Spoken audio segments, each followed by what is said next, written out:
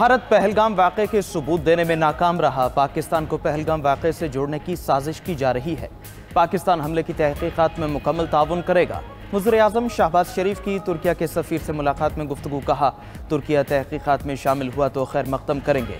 पहलगाम वाक़े के बाद भारतीय इश्तियाल अंगेजियों के बावजूद पाकिस्तान का रद्द-ए-अमल जिम्मेदाराना रहा। भारत चाहता है पाकिस्तान इंसदाद दहशतगर्दी की कोशिशों से तवज्जो हटा दे। पाकिस्तान की तवज्जो इस वक्त इक़्तिसादी बहाली और तरक्की पर मरकूज़ है। तुर्किया का पाकिस्तान की हिमायत करना गहरे बरादराना ताल्लुकात का आकाश है। इस मौके पर तुर्क सफ़ीर ने कहा कि तुर्किया पाकिस्तान के मौक़िफ़ का हामी है। तुर्क सफ़ीर ने पाकिस्तान के साथ मुकम्मल यकजहती का इजहार किया। पाकिस्तान का अब्दाली मिसाइल सिस्टम का कामयाब तजर्बा। अब्दाली मिसाइल सिस्टम के कामयाब तजर्बे से दुश्मन पर खौफ तारी। अब्दाली मिसाइल 450 किलोमीटर तक हदफ को निशाना बना सकता है। ISPR के मुताबिक अब्दाली ज़मीन से ज़मीन तक मार करने वाला मिसाइल है। अब्दाली मिसाइल जदीद नेविगेशन सिस्टम से लेस है। मिसाइल सिस्टम दुश्मन को चकमा देने की सलाहियत रखता है। ISPR के मुताबिक मिसाइल तजर्बा इंडस मश्क का हिस्सा है। तजर्बे का मकसद फौज की ऑपरेशनल तैयारियों और तकनीकी पहलुओं को जांचना था। सदर मुमलिकत आसिफ अली जरदारी और वज़ीर-ए-आज़म शहबाज शरीफ की कामयाब तजर्बे पर कौम और साइंसदानों को मुबारकबाद। स्ट्रेटेजिक फोर्सेस की ऑपरेशनल तैयारी और तकनीकी महारत पर मुकम्मल एतमाद का इजहार। Chairman joint chief of staff committee और सर्विसेज चीफ्स ने भी कामयाब मिसाइल तजर्बे पर इंजीनियर्स और साइंसदानों को मुबारकबाद पेश की।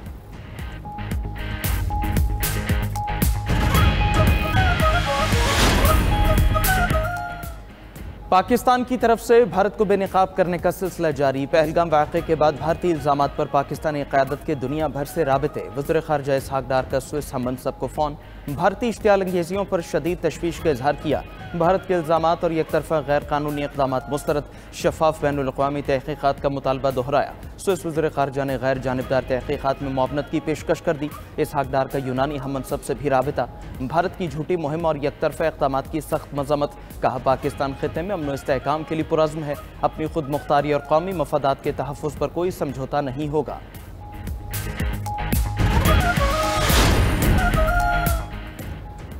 जंग मुसल्लत की तो यकीनी और फैसला कुन जवाब मिलेगा। Army chief general Syed Asim Munir की ज़ेर सदारत खुसूसी कोर कमांडर्स कॉन्फ्रेंस का दुश्मन को पैगाम। मुल्क की खुद मुख्तारी और इलाकाई सालमियत बरकरार रखने के गैर मुतज़लज़ल अज़्म का यादा। सिपा सालार ने कहा, मुसल्लह फ़ौज दिफ़ाई वतन के लिए अपने अवाम के साथ खड़ी है। आर्मी चीफ का ऑपरेशनल तैयारियों और स्ट्रेटेजिक फोर्सेस पर मुकम्मल एतमाद का इजहार। फोरम का मकबूजा कश्मीर में भारतीय मजालिम पर शदीद इजहार तशवीश। कहा, पहलगाम वाक़े के बाद बेगुनाह कश्मीरियों को निशाना बनाया जा रहा है। भारत अंदरूनी मसाइल को बैरूनी रंग देता है और एकतरफा चालों से स्टेटस को तब्दील करने की कोशिश करता है। भारतीय कोशिशों को कौमी अज़्म और वाज़ेह इक़दामात से शिकस्त दी जाएगी।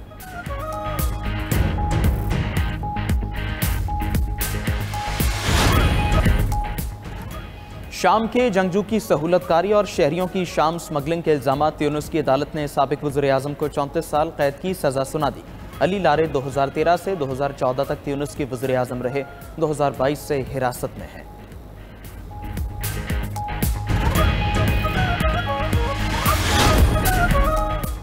अमेरिका में गाड़ियों और पुर्जों की दरामद पर 25% टैरिफ नाफिज हो गया। अमेरिकी सदर का कहना है कि नए टैरिफ का मकसद अमेरिका में मैन्युफैक्चरिंग को फ़रोग देना है।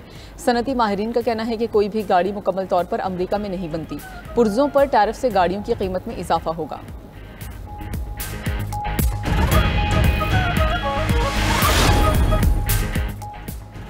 मोदी सरकार को फॉल्स फ्लैग ऑपरेशन पर भारत में शदीद तनकीद का सामना। भारतीय पंजाब के साबिक वजीर आला चरण सिंह चन्नी मोदी पर बरस पड़े। सरदार चरण सिंह चन्नी ने कहा, आज तक बालाकोट सर्जिकल स्ट्राइक का कोई सबूत नहीं मिला। पाकिस्तान में कहाँ हमले हुए, कितने लोग मारे गए, अगर हमारे मुल्क में बम गिरे तो हमें पता नहीं चलेगा। 2019 में कोई हमला नहीं हुआ, कहीं भी कुछ नहीं हुआ था। साबिक भारतीय वजीर सैफुद्दीन सोज ने पाकिस्तान का पानी रोकने के भारतीय दावों का पोल खोल दिया। कहा, पाकिस्तान का पानी मोड़ने की कोशिश की तो पंजाब और जम्मू कश्मीर डूब जाएंगे। बैनुल-अक़वामी बरादरी भी सूरत हाल को बारीक बीनी से देख रही है।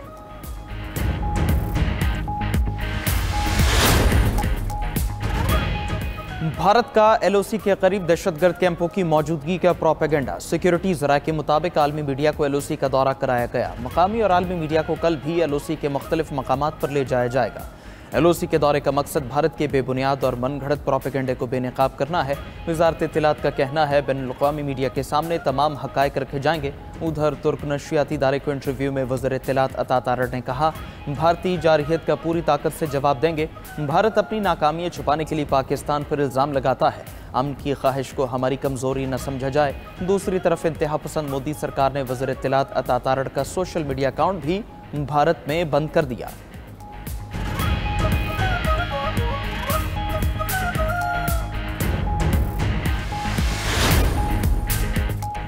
भारत ने हमला किया तो भरपूर जवाब देंगे। भारत ने हमला किया तो न्यूक्लियर प्रोग्राम से जवाब देंगे। अपोजिशन लीडर उमर अयूब की लाहौर में मीडिया से गुफ्तगू, कहा मुसल्लह अफवाज दिफाए वतन के लिए तैयार हैं। फैसलाबाद में मीडिया से गुफ्तगू में सेनेटर सैयद मुशाहिद हुसैन ने कहा कि भारत ने पहले पुलवामा का ड्रामा रचाया और अब पहलगाम का। दुनिया भर की मीडिया ने भारत का मौक़िफ़ मुस्तरद कर दिया। कामयाब खारजा पॉलिसी की बदौलत चीन ने पाकिस्तान का साथ देने का ऐलान किया। हुर्रियत रहनुमा मिशाल मलिक बोली, पहलगाम फॉल्स फ्लैग की यार्ड में कश्मीरियों को टारगेट किया जा रहा है। दुनिया के लिए कश्मीर का मसला हल करने के लिए ये आइडियल मौका है।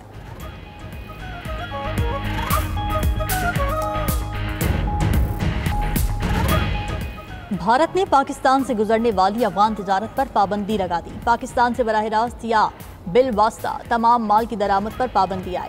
भारतीय मीडिया के मुताबिक पाकिस्तानी बहरी जहाज़ों को भारतीय बंदरगाहों पर लंगर अंदाज होने से रोक दिया गया। अब पाकिस्तान के रास्ते किसी भी सामान की भारत मुंतकली मुमकिन नहीं होगी। पाकिस्तान ने वाहगा बॉर्डर से होने वाली दो तरफा तिजारत बंद कर रखी है।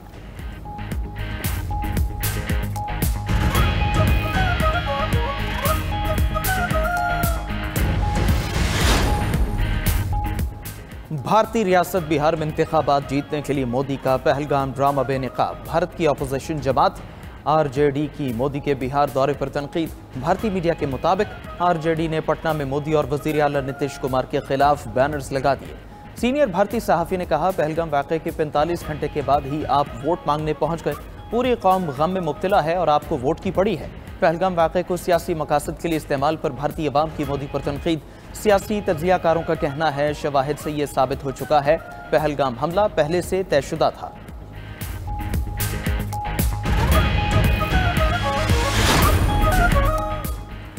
पहलगाम वाक़े की आड़ में कश्मीरियों पर जुल्म के पहाड़ तोड़ दिए गए। भारतीय फौज और इंतहा पसंद हिंदुओं की मुसलमानों के खिलाफ कार्रवाइयाँ तेज। RSS और बजरंग दल ने भी मुसलमानों के खिलाफ इत्तेहाद कर लिया। उत्तराखंड में सड़क किनारे कपड़े बेचने वाले कश्मीरी नौजवानों पर तशद्दुद। पहलगाम हमले में हलाक होने वाले नेवी अफसर की बेवा का कहना है, मुसलमानों और कश्मीरियों के खिलाफ तासुब और नफरत नहीं होना चाहिए। मोदी सरकार और भारतीय मीडिया की पाकिस्तान के खिलाफ फाइनेंशियल स्ट्राइक की कोशिश नाकाम। भारतीय हुकूमत ने IMF में पाकिस्तान का मालियाती पैकेज मुअख्खर करने का मुतालबा किया। आलमी इदारे को गैर रस्मी तरीकों से पाकिस्तान पर दबाव डालने की तरगीब दी। IMF हुकाम ने भारत का मुतालबा तस्लीम करने से इनकार कर दिया। मोदी सरकार को जवाब दिया कि पाक भारत तनाज़ात में IMF को मुलविस नहीं किया जा सकता। इदारा कर्ज की मंजूरी अक्सरियती राय से देता है, किसी की ख्वाहिश पर फैसले नहीं होते। एग्जीक्यूटिव बोर्ड इजलास का ऐलान किया जा चुका। 9 मई के इजलास में मौजूदा कर्ज प्रोग्राम के जायजा पैकेज की मंजूरी होगी।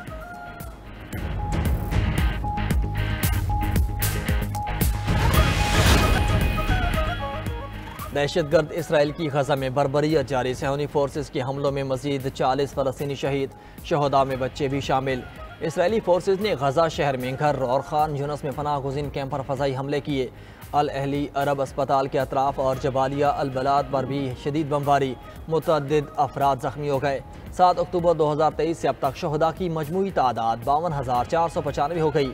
1,18,366 ज़ख्मी हो चुके। अरब मीडिया के मुताबिक 2 माह से जारी इसराइली मुहासरे से गजा में ग़िज़ाई बहरान पैदा हो गया। गजा शहर के अस्पताल में ग़िज़ाई कमी का शिकार बच्ची इंतकाल कर गई। गजा में ग़िज़ाई किल्लत से होने वाली अमवात की तादाद 57 हो चुकी। उधर इसराइल के साबिक़ वज़ीर आज़म ने नेतन्याहू को हटाने के लिए सिविल नाफरमानी की तहरीक का मुतालबा कर दिया। एहूद बारेक का कहना है कि नेतन ने अपनी ही रियासत के खिलाफ जंग शुरू कर रखी है। नेतन्याहू का मज़ीद इक़्तिदार में रहना ख़तरनाक होगा।